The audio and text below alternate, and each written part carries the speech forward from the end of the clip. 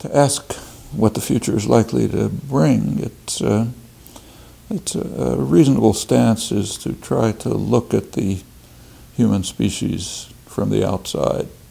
So imagine you're an extraterrestrial observer is trying to take a neutral stance and figure out what's happening here. Or for that matter, imagine that you're a historian 100 years from now, assuming that there'll be any historians 100 years from now, which is not obvious. And you're looking at what's happening now, looking back at what's happening now. So either of those two stances, you'd see something quite remarkable. For the first time in the history of the human species, we have clearly developed the capacity to destroy ourselves. That's been true since 1945. It's now being finally recognized that there are more long-term processes like environmental destruction, which are leading in the same direction, maybe not total destruction, but destruction of the capacity for organized, for decent existence. So there's at least, and there are others like the danger of pandemics and so on, but there are, which have to do with globalization, interaction, and so on. So there are processes underway and institutions right in place, like nuclear weapon systems, which could lead to a serious blow, maybe termination of organized existence. And then the question is, what are people doing about it? It's not a secret. It's all perfectly open. So you have to undertake an effort not to see it. And there are reactions. There's a range of reactions. There are those who are trying hard to do something about these threats. There are others who are acting to escalate the threats.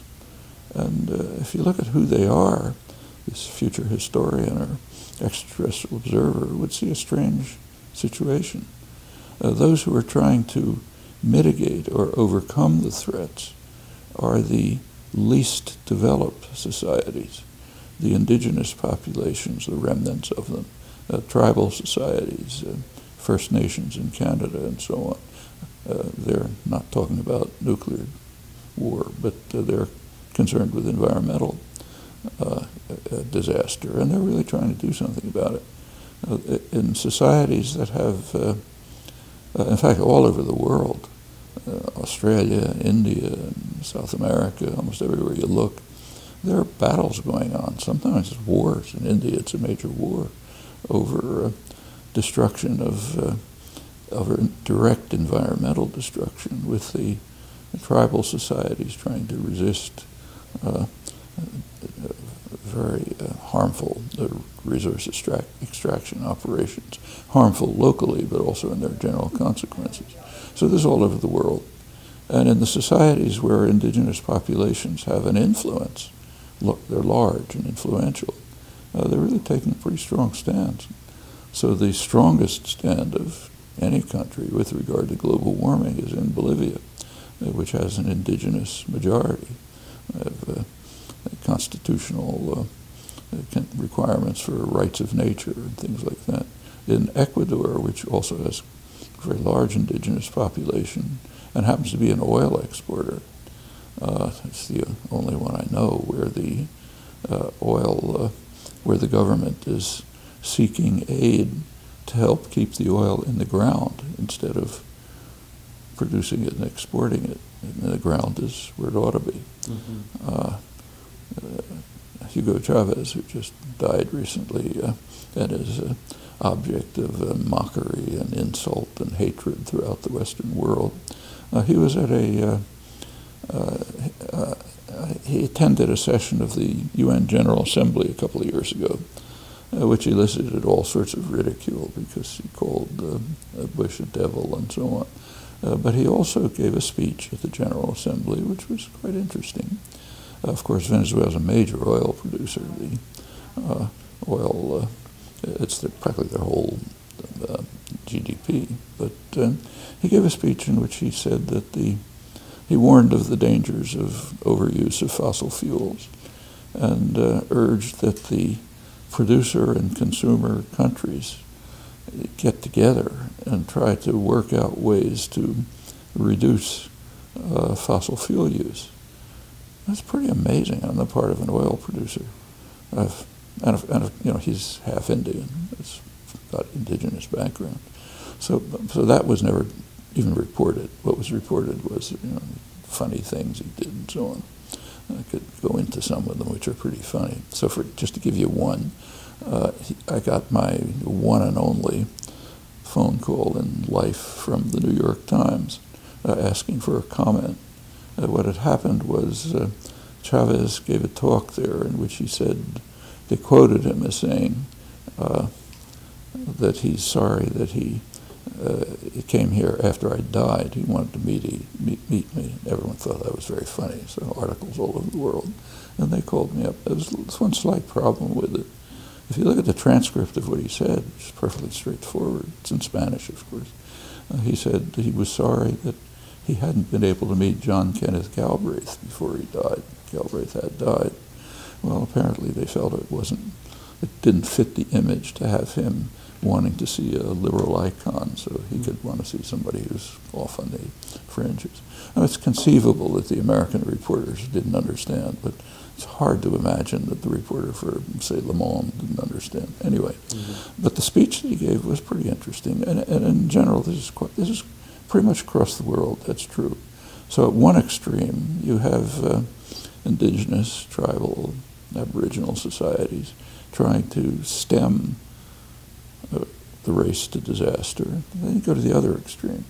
The richest, most powerful societies in world history, like, say, the United States and Canada, they're racing full speed ahead to try to destroy the environment as quickly as we can.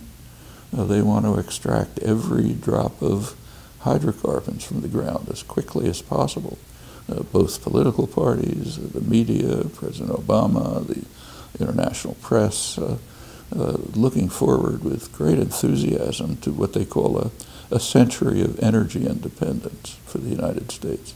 Energy independence is almost totally meaningless, but put that aside. What they mean is we'll have a century in which we'll be able to maximize the use of fossil fuels and destroy the world as fast as possible.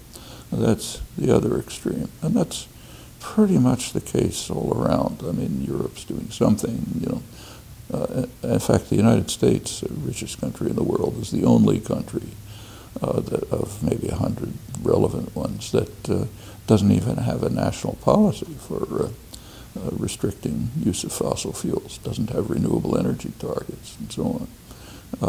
It's not because the population doesn't want it. The population is pretty close to the international norm in concern about global warming. It's institutional structures that block it. Business interests don't want it, and they're overwhelmingly powerful in determining policy. So you get a big gap between opinion and policy on lots of issues. So that's what the future historian, if there is one, would see. He might also read scientific journals that you can find right now, and I won't run through the details, but every one you open has a more dire prediction than the last. The other issue is nuclear war. That's a very serious one. I mean, it's been known for a long time that if there was a first strike by a major power, even with no retaliation, it would probably destroy civilization just because of the nuclear winter, the consequences that would follow. You can read about it in the Bulletin of the Atomic Scientists, well understood. So the danger has always been a lot worse than we thought it was. And it's been pretty serious. And we've just passed the 50th anniversary of the Cuban Missile Crisis, where it's been called the most dangerous moment in history by Arthur Schlesinger, Kennedy's advisor, which it was. But the worst, and it came very close, not the only time, but almost the worst aspect in some way is that the lessons haven't been learned. In fact, what happened has been prettified to make it look